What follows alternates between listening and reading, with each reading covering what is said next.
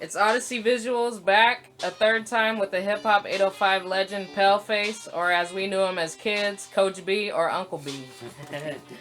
Where did you get that name Paleface from? Paleface came from a dude out here named Daryl Bowen. He's a friend of mine. We were just chilling in the living room, and I was rapping, and he's like, "Oh man, you want some gangster shit? You want some gangster shit?" And I'm like, at the time I was going by the name of A.B. Strack, which stood for Another Brother Striving to Retain All Conscious Thinking. And he's like, I know you on that conscious shit, man, but you in Cali, it's gangster, man. You in the Lompoc gangster. So he's like, Paleface, Paleface. And I thought about it for a while, and I kicked it in my head. And I thought, it sounds kind of hard. I like that shit. And, it kind of has a double meaning, too, because, Paleface, for those of you have been watching, paying attention to news, perhaps, people are getting upset about blackface. Paleface is my personal commentary on the way the white race treats black people. So, I have, if you know me, and anybody knows me, knows that I am a colorless person as far as dealing with people. Yet my mentality is black, but my face is white. So paleface. What better name? That's what I was wondering, because the better black name? face, pale face, yeah. So it is that way. I do fight on that astral plane. It's not just about music. So I want everybody to know that. That's dope. How long have you been rapping, and when did you start? I've been rapping truly since 1979. The first rhyme I wrote was after I heard Rapper's Delight. And I was sitting in Germany, and I turned to my mama and I said, "Yo, mama, this is what I want to do." And she's like, "Well, you want to play the music?" I said, "No, I want to say the words." I didn't even know it was called rapping at the time. I called it rhyming because everything seemed to rhyme at the end. And first ones I wrote, it was terrible, man. It was terrible. It was monkey ass rhymes. It was terrible. But I got better. And then this one cat, man, his name was Steve. I forget his last name. He was at a basketball tournament. This shit was in Germany in 81, 82. And a dude named Steve told me about how cats battle each other. So I really started getting into competing and rhyming. And really, at that time, it wasn't even cool for a white boy to be doing that shit. So it was word. I'm like, they're like, "You shouldn't even be here listening." And I'm like, "Listening? Motherfucker, give me the mic." You know what I'm saying? So we get up, and I lost a few battles, but I tell you, not many. Not many. And then as I got better, and I got better, and I got better, I got more aggressive, it got to the point where I'd be looking, in Germany, we go to high school to play basketball. I was really about hoops. I was a gym rat. But I would look for the MC. Who's your MC? Who's the motherfucker you think got rhymes? You got rhymes? Bring your money. Let's battle. Let's battle. Oh, you don't have no money? Okay, let's just battle for rep. I prefer money, but if you got, and just battle. And truthfully, that's how I met a lot of my friends. And we never, at that time, we never think about forming groups and shit, but hip hop was kind of a way of verbally scrapping with fools. It was just, I don't know, the adrenaline. That's how you got your style, huh? Yeah, battling is just, and like I said, to be a white boy, you got to be twice as funky, man. Yep. I couldn't just be as cool, as cool like the next dude. I had to destroy. I had to discombobulate. I had to dismantle, just to get recognized, just to be able to get into the jam, to go battle on the mic in front of the crowd. This is the background battle, back and behind stage. For a motherfucker to say, "Oh, okay, you and you, yeah, you good enough." I would have to battle through 10, 12 cats by myself. But hey. That's why you're so cold. It was fun, though. It was fun. that shit was just like, give me the mic. Can't get enough. I'm going to try to do some live rap battles out here. I'd love to be your judge. Because, I'll be honest with motherfuckers, man. Yeah, I know you will. Yo, cat, that was garbage. Keep working, though. Push them harder. Yeah, that's exactly it. When you battle somebody, you just want to destroy their persona. It's not against you personally, but destroy your persona, because if you want to rap, you have to come into that shit with a mentality of, "I am the man." If you don't feel that, leave that motherfucking mic alone, because it's a contact sport, baby. Yep. Smokey Capone said you never released an album. What's up with that? I never have, and I'm working on it now. I'm a perfectionist. I never think it's good enough. I never think my shit is good enough.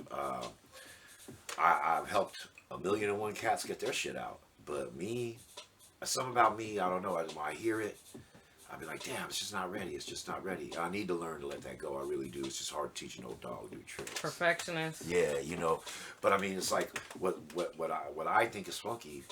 98% of y'all might think is garbage. So I need to realize that too. The shit that I don't like might be some shit that 100 other people out there love. Absolutely. So I mean, I hold myself back in that aspect. I have nobody to be pissed at but me for that shit. And that's real. But it's coming. It's coming, y'all. How long have you been doing it? Is it taking longer because of that, you think? Oh yeah, it's taking definitely longer because of that. I've been trying to release an album since I was 15. I'm 50 now. That means it's gonna be hard, y'all. Yeah, that's just gonna be thorough. I'm gonna tell y'all that shit right now. Bring a dictionary, bring a thesaurus. Because if you ain't got vocab, you ain't even gonna be able to understand my shit. I'm telling you that right now. What was the hip hop scene like back in the late 80s and early 90s in the 805? Woo! In the 805, it was kind of scarce. People was doing it, but there was like few cats that was doing it seriously. Like in the late 80s, I don't know too much about because I didn't get here till like early 91. But when I got out here, cats in Lompoc that was rapping was like, it was Caponiac,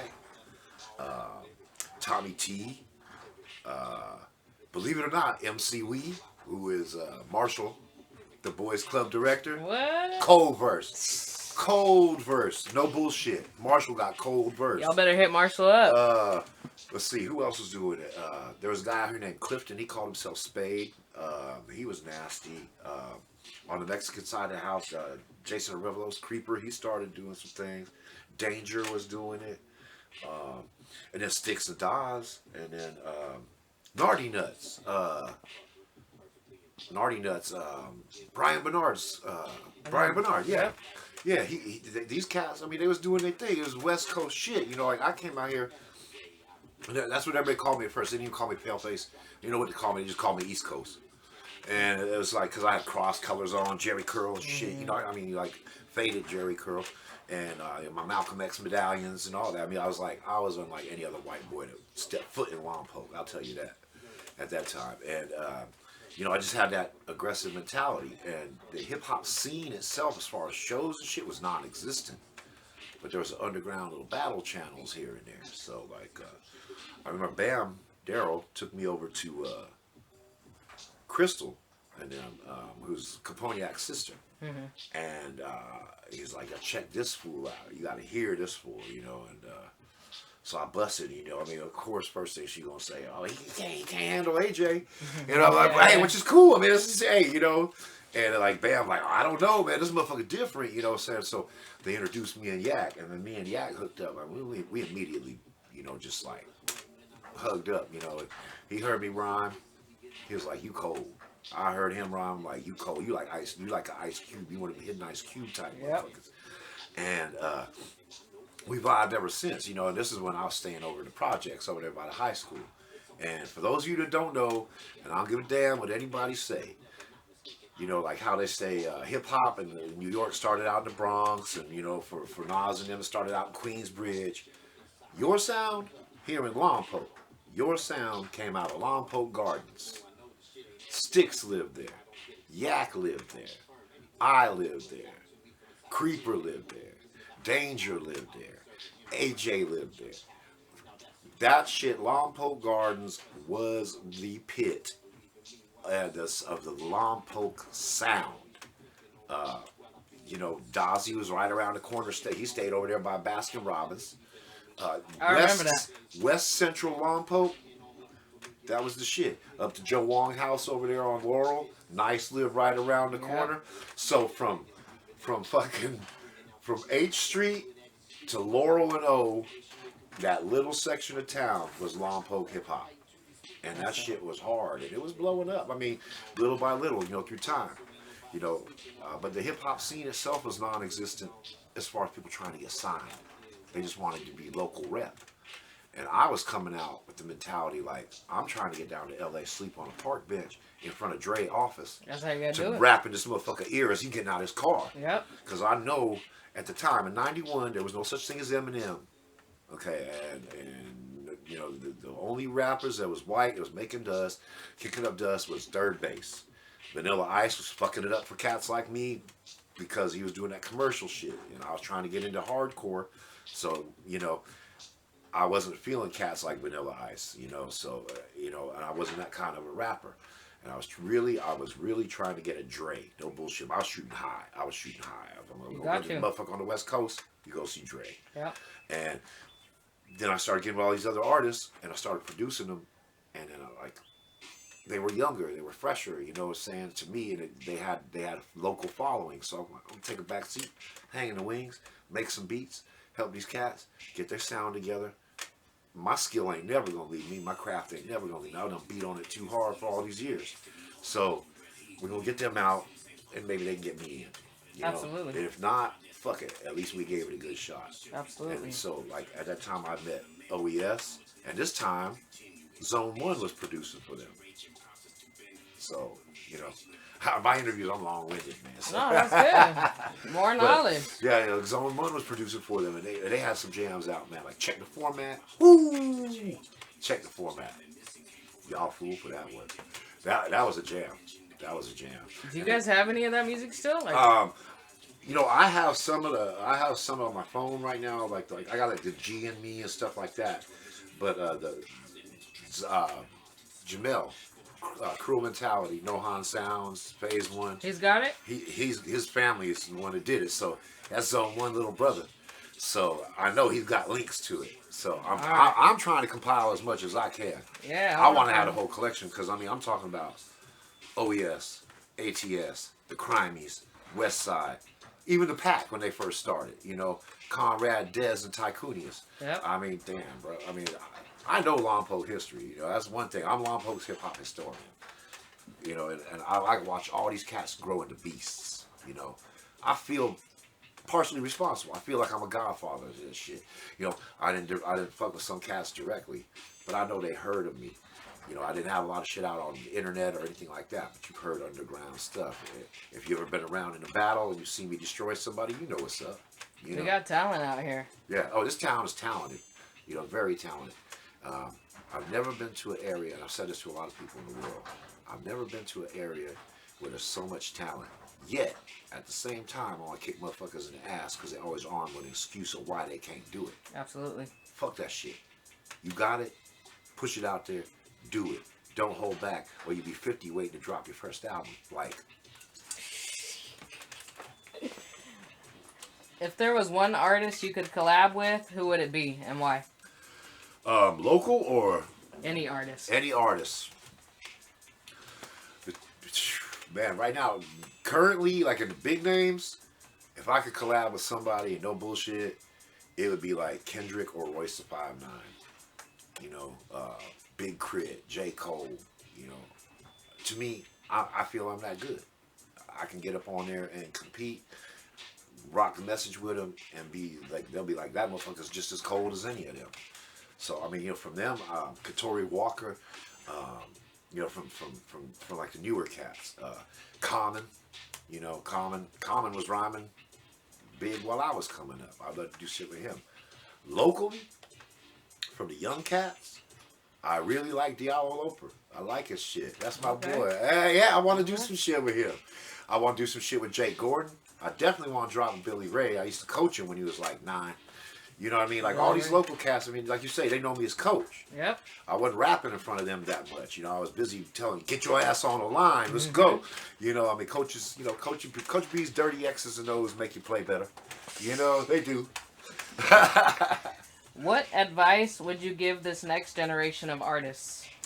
I would say, man, my advice to y'all is quit sounding like the next motherfucker. Everybody's sounding the same. It's cool the cats have a style, and it is dope that they run it, but don't try to sound like them, man. Be your own shit. where we come from, it was just dangerous to bite. You fuck around and get shot for some shit like that back in the day. I mean, that's real. People took it that serious. Okay, if they didn't have guns, okay, they didn't have as much access, you get stabbed. I mean, you get something. You'll get a consequence for biting somebody's style. Back where I come from, we want to hear from you, not about you. You know what I'm saying? As a listener, that's why I like to tell these young artists. We want to hear from you. We don't want to hear about how many mollies you take. I don't want to hear that shit. I don't want to hear about how many girls you fucked. I don't want to hear that shit, man. I want to hear from you. I want to hear what's on your mind. I want to hear what's in your soul. When I'm done, I want to hear damn, this motherfucker took time to make that shit. You know, all that other shit, that's just you trying to get recognized, trying to get pussy, money, and fame. You know, if you ain't dropping it to be you, to show you, to inflict who you are upon your people to get them out there, then you in that shit for the wrong reason. And if you're in it for money and you're making money, more power to you. I ain't mad at you, but don't call yourself a true artist. True. You want to tell them about your little business you got going on? Oh yeah, no doubt. As y'all know, I mean, you know, those of you that do know, you know, since the legalization of marijuana came about, you know, I'm an old school player, man. I ain't gonna lie. I used to hustle when shit was illegal. I do have my business, therapeutic flower and dish delivery that my son Anthony helps me with. And you know, we deliver indica, you know, sativa, hybrids, edibles, and concentrates. You know, so you gotta show them this bag you sending me home. It's a little care package we put together, you know, for you know, little medicated nerds, you know, things like that. You know, some because not everybody smoke. We understand that. You know, little candies. Not everybody likes candy. Yeah, you know, and this ain't. Everybody know be little kids. This ain't kid candy, kids. Okay, this grown up candy. There we go. Okay, this is medicinal shit. Everybody know I mess with kids and I'm very about kids. I'm all about kids. But you know, just send a little care package home. You know, so during stressful times, somebody might be able to just kick on back a little bit and say, especially with all the bullshit in the media today, saturating and keeping your spirit down. You know what I mean? So it's therapeutic flower. Phone number on it, you know, 805-430-8084. Jump straight to my cell phone. Hit me up. I do door to door, especially I'm medical, so you still got to have your license for me to be able to deal with you. I am not, I'm not recreational, so I can't just serve anybody, though I would like to. I can't do that. And we got our locals for that. You know, we got roots, we got greenhouse, we got seaweed, you know, we got leaf. You know, local places that hire local people, so you spend your local money at those local establishments. You understand how I'm hammering the word local? Local, baby. Okay, so, and you know, hey, it's all love. It doesn't affect my business one bit because they ain't open all night. You know what I mean? So, please support these people. These people support your community. You know, the marijuana industry in Lompoc is going to keep Lompoc afloat. And people that argue against it don't understand. The weed is the new wine. We are going to become like the Napa Valley to the weed industry. Not everybody wants to hang in LA where it's concentrated. Those of you that have land and buildings on that land, think about opening up a bud and breakfast. You know, something like that. A little area where people that like to have the 420 lifestyle can get away, turn off their phones, have their medicine, have their serenity, have their peace. You know, I mean, you guys, man, everybody in Lompoc, there's enough in here that everybody can find their niche to get their own money. You know, and more power to people doing it, especially people like L&A Cleaning. That's what I'm talking about. You know what I mean? Anybody local, I support you, man. I support you, especially if you support the locals around you. Now, locals that want to just exploit local people, and when something goes around in the community and you decide that you want to not per se back it and have a general disdain for people that could be your patrons, you deserve every bit of boycott you get. Y'all know what I'm talking about. Y'all know who you are. You know, you built that bed, now you gotta lie in it. But there's plenty of people in Lompoc that will support local business if you show compassion to the local community. And that's real.